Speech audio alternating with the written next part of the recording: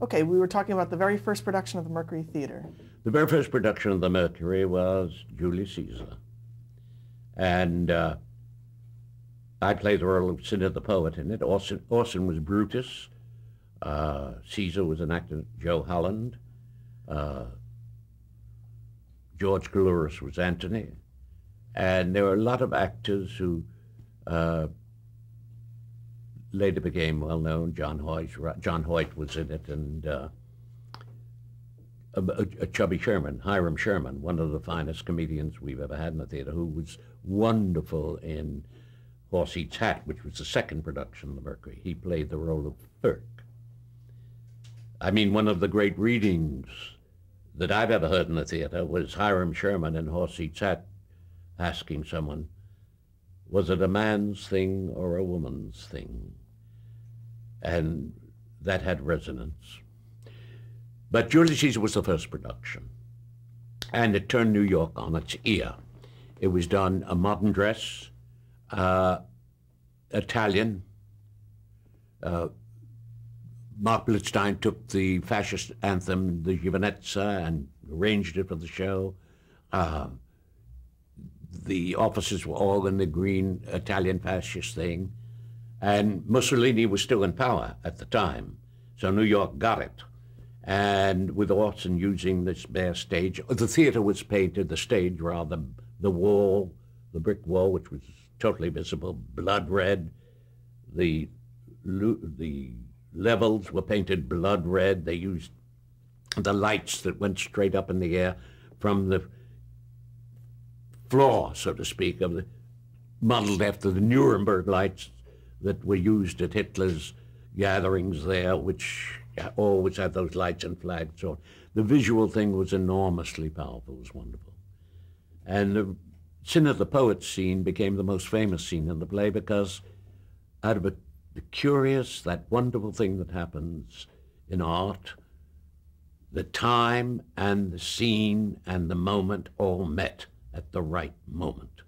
And the idea of a man whose name was Cinna being killed because his name was Cinna, although they were looking for another Cinna, had a resonance, to use that overused word. If your name is Rosenberg, you're killed.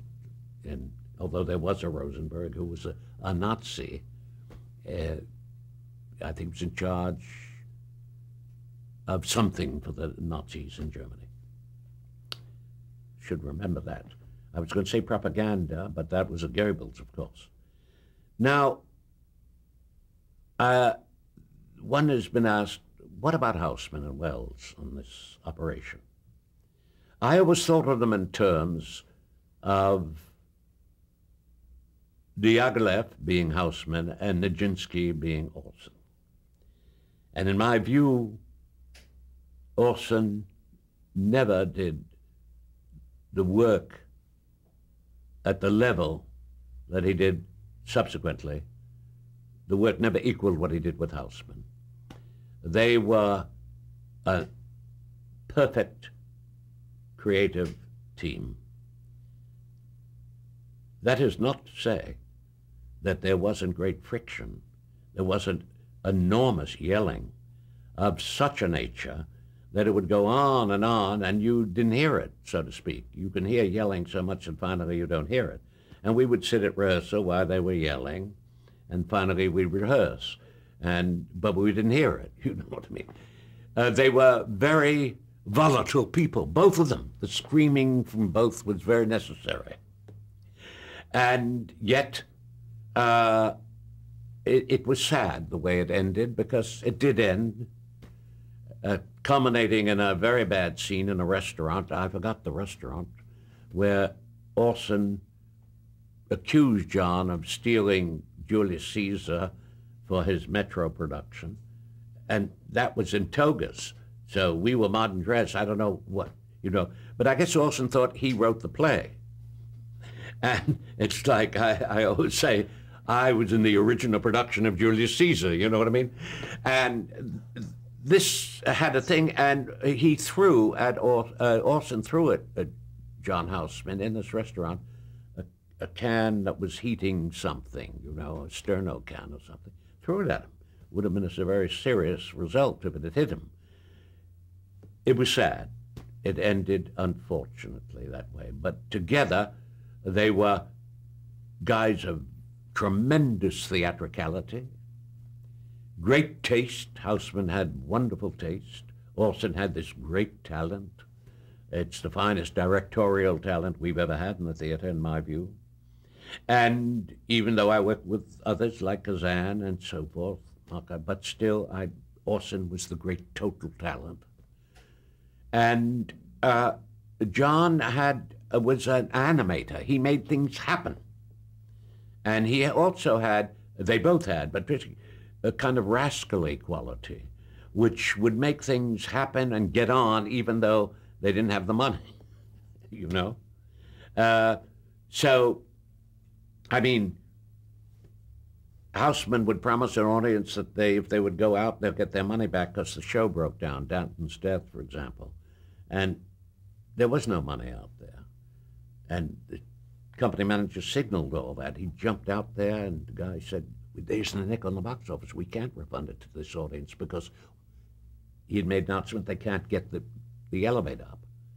He runs back and jumps on the stage and says, we've taken a vote. Nobody took a vote. He took a vote. And if you come back October 8th, you'll get the performance.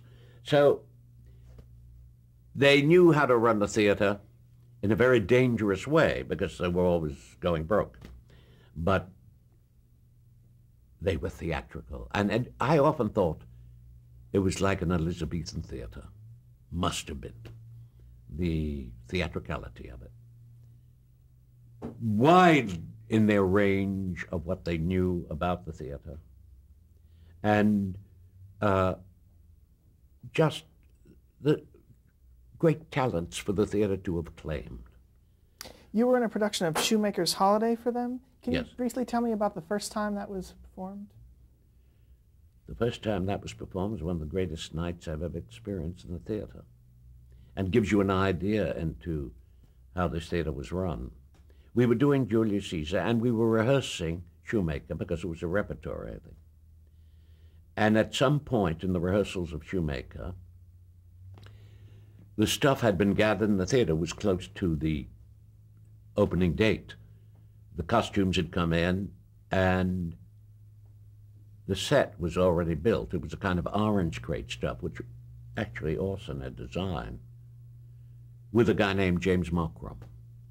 And Orson asked the company before that particular evening, he asked the company if we would be willing to do a double feature, by which he meant we would finish Caesar, which finished about 10 of 11 that night, and there would be an interval while the set was put up for Shoemaker's Holiday, and then we would then do Shoemaker's Holiday. We said, of course. At the curtain of Caesar, he went out to the audience and said, ladies and gentlemen, for those of you who are willing to stay, he said, I know some of you have to go home and you're going to into business very early tomorrow morning, but for those of you who would like to stay, we will give you now the performance of our next show, Shoemaker's Holiday. Well, and he said, we'll leave the curtain up and you'll see how we'll put up our set. So about half the audience stayed. That I've had to go. They then put up the set. The actors began to work out a whole thing. We would cross the stage, putting on pieces of makeup. And we had tights and things. Well, we had those on, but I mean, the other things, we would go across the stage and pretend we were very Elizabethan getting ready. Meanwhile, news of this had spread over Broadway, so that when the curtain went up at 1:30 in the morning, because it took them easily close to 2 hours to get everything together, there was standing room in that theater. mostly actors and show people who heard about it after their performances around Broadway. We let in the curtain, and one of my happy memories of theater is Orson and Hiram Sherman, who was so brilliant in the play, and myself. You know, I don't know, in your time there was not vaudeville, I guess, but it used to be in vaudeville you'd see when a curtain was let in pounding on the curtain as they were bringing the scenery, and you'd see the curtain activity. Well, Orson, Hiram Sherman, myself went along, and we kept pounding the curtain to give it activity, you see. Pleasant memory. Up with the curtain at about 1:30 in the morning, and we never had so great an audience as we did for that, and subsequently. It was the first performance of it. Okay, you had many theater successes at this time, and then a thing called television started to come in. When did you first hear about television? I was represented at the time by Liebling and Wood, a famous agency, I would say, because they represented Tennessee Williams and Arthur Miller, particularly Audrey Wood. She closed the agency, moved over to MCA, but they had some wonderful writers, but they had been contacted by NBC to cast a couple of plays that NBC was going to do as experiments, because this was 1939 and they were interested in a lot of military things that were going on. But as an experiment, NBC was going to try to do two plays, The Streets of New York and Missouri Legend, which was a repeat from the theater that Dean Jagger had done with Mildred Natwick. And I was asked to be in both these plays. The distinguishing thing of these plays, it represented some early work of Anthony Mann, who later became one of the finest directors we've ever had in pictures. And he directed both those productions. There's nothing left except about 5 minutes in the Museum of Television Radio of Streets of New York. And it's not very good to look at because the Kinney is impossible, and the quality, and it speeds up and so forth. You don't get much of a sense, but that's all that is left of the original television shows, which were the first. Now, where was this being shot? It was shot at NBC in New York and Radio City on the third floor, in the third floor studio. And what they did was take a radio studio and simply put the sets up against the wall. So there would be, let's say, this wall, you'd put a set, and maybe you had room for another, so you'd dolly over to that second set, then and so forth. Wherever they had the space, they would just dolly over to the next set. That's how confined it was and how primitive. And that was the days of the beginning of TV. I remember going down the elevator, and who walks in but Frank Lloyd Wright, with a very attractive page from NBC, and he's muttering because they've just gotten him on TV, apparently, I gather, and he's saying, "No one will ever see this. No one will ever see this." Frank Lloyd Wright's prediction. So how many cameras were used, do you remember? You know, I don't remember. Was there special makeup that was being used? Not that I'm aware of. Or how about lighting? I really can't answer definitively any of that. It was all primitive, that I'll tell you. Everything about it was primitive, flat. I think it was general lighting, you know, whatever light they could get on it. Who else was in Streets of New York? George Coulouris, Whitford Kane, Johnny Cole, and a girl named Phyllis Isley, who changed her name to Jennifer Jones. And the Missouri Legend, I gave you the cast. And so it was the same cast as was in the Broadway? Yeah, with the one exception, I replaced. The part I played on Broadway was played by Joe Ferrer, and I played it on the TV thing. Can you tell me about the roles you played in both of them? You know, I remember very little of Streets of New York, what I played, something. God. And really very little of Missouri Legend. What kind of, it was sort of a Western character. Missouri Legend was a play about Jesse James. And I remember very little of what I did in it. Now, was Anthony Mann, did he seem capable in this new medium television? Yes. He was not only on top of it, he was very interesting. He had a great intensity as a director. He chewed gum constantly and smoked at the same time, which I remember very vividly, and had a kind of stance which was not like he was ready to spring, but stolid. And he was very good. Everything that I remember about him was very favorable, and one doesn't remember favorable things usually about directors, although I've been lucky with some of them. Who did they tell you was going to be watching?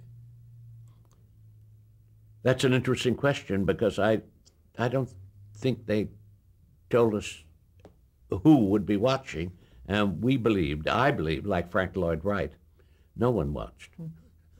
I don't believe anyone ever saw it, but they must have had somebody somewhere.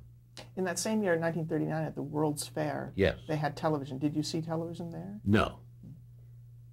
When did you first see television on a television set? You know, I first really became aware of it sometime in, when did it sort of proliferate? When was that? Be the late 40s? Yes.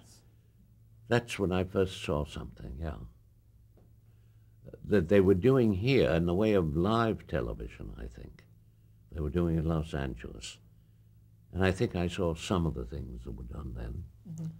But I didn't appear in any of them out here. Did you see the Kathy Fiscus with the girl fell down the well? Yes. I'm glad you asked me that question, yes.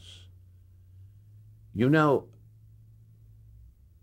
in that period, out here, before I went east, again for that period, we didn't have a television set. It was rare for people in the neighborhood. At that time, we were living in Studio City, in what was known as the Eucalyptus Grove. And it was very rare for people to have television. I remember seeing the convention there where Eisenhower and Nixon were nominated at a friend's house because they had a television set. But most of the people in the neighborhood didn't. I want to ask you about, you started to make feature films, and your first experience, I guess, was with Heart of Darkness, which was never made, but that was going to be Orson Welles' first film. How far did that get? What character were you cast in? That was 1939. It got as far as the company, by which I mean the Mercury Company, being brought out here. There was a script. There was a reading of that script, and that was the end of it. And we were here for 6 weeks when they said, that's it. We're not going to do it. Were you cast in a role? Did you see a script?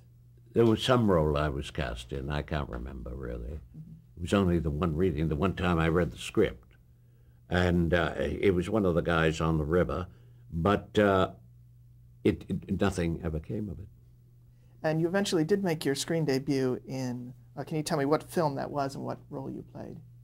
It was a film for Alfred Hitchcock called Saboteur, and I played the role of Fry, who was the saboteur.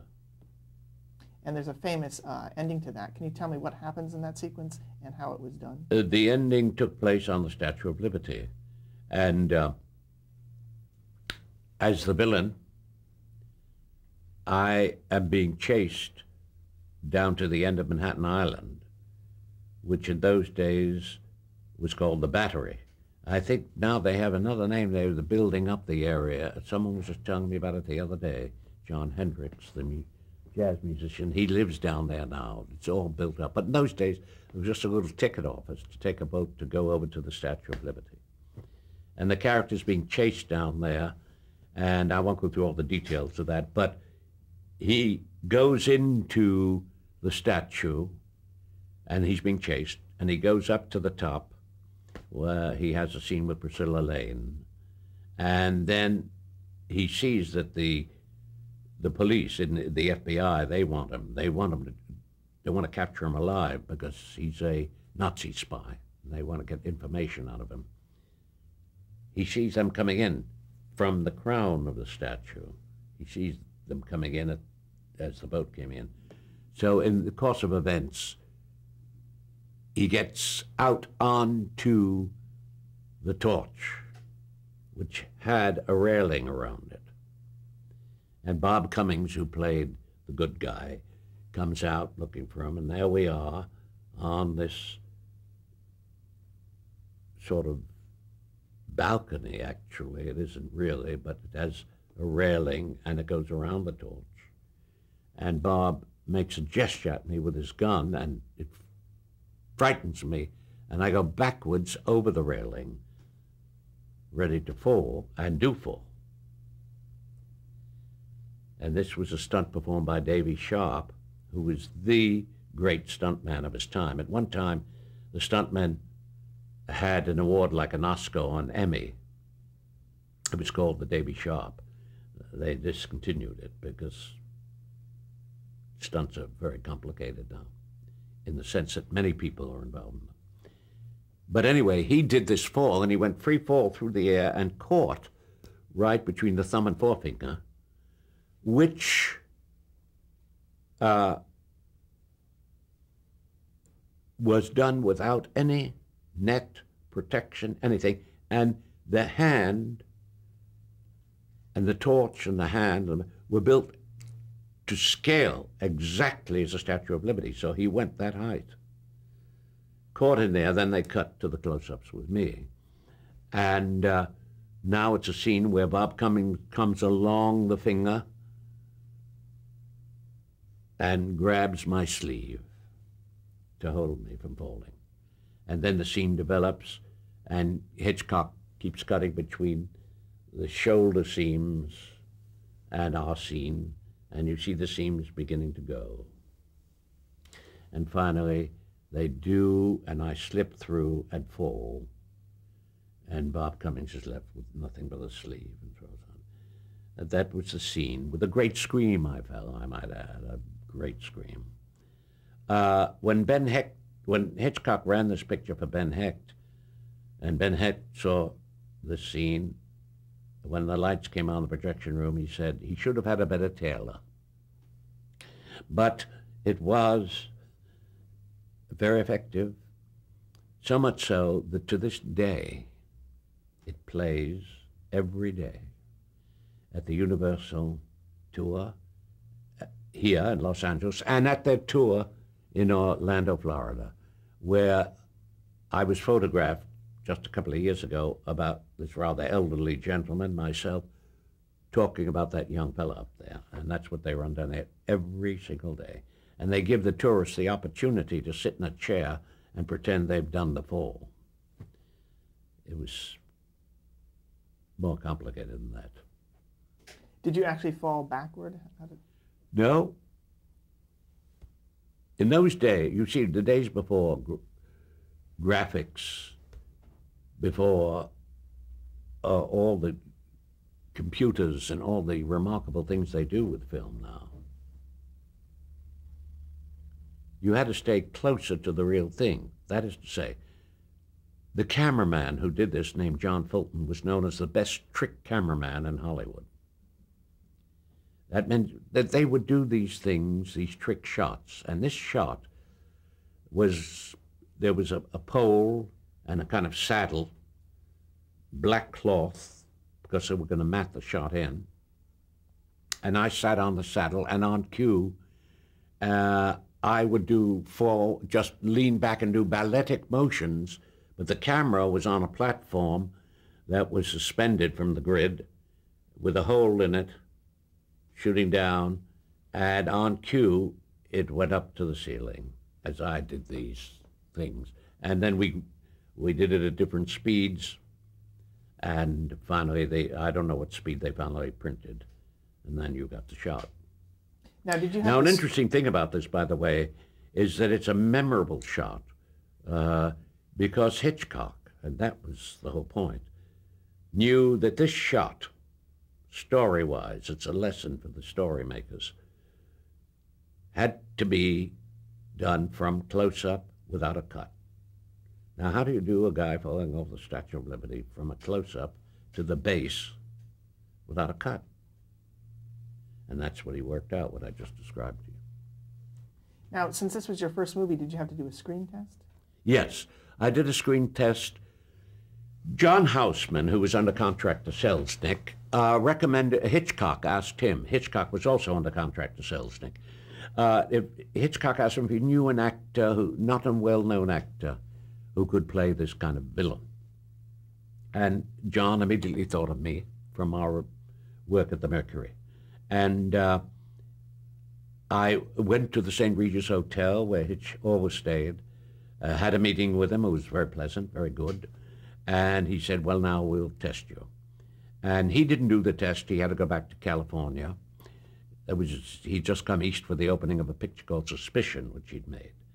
And down at the Fox Studios, way over on 10th Avenue, we made a test of, I did a scene from a play called Blind Alley, which was, again, a very neurotic, crazy sort of actor.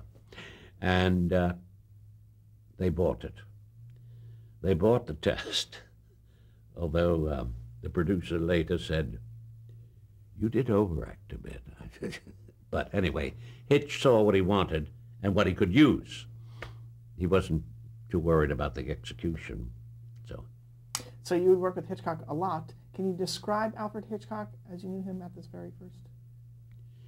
Well, you know, Hitch actually is a world figure. Everyone knew from the lead-ins on the Alfred Hitchcock show what the personality.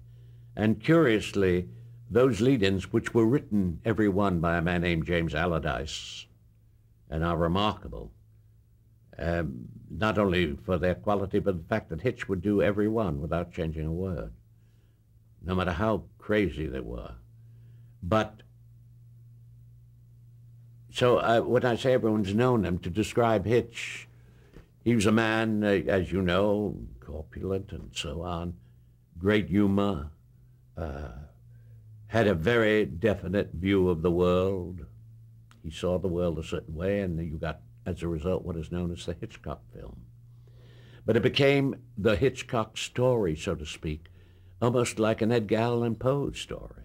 He became, you talk about an Edgar Allan Poe story, you talk about a Hitchcock story. He had that story. It's the way he saw it.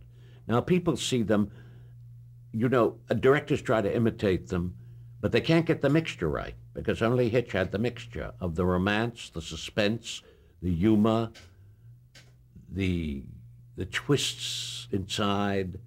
And I've always seen these things. People can take issue with me.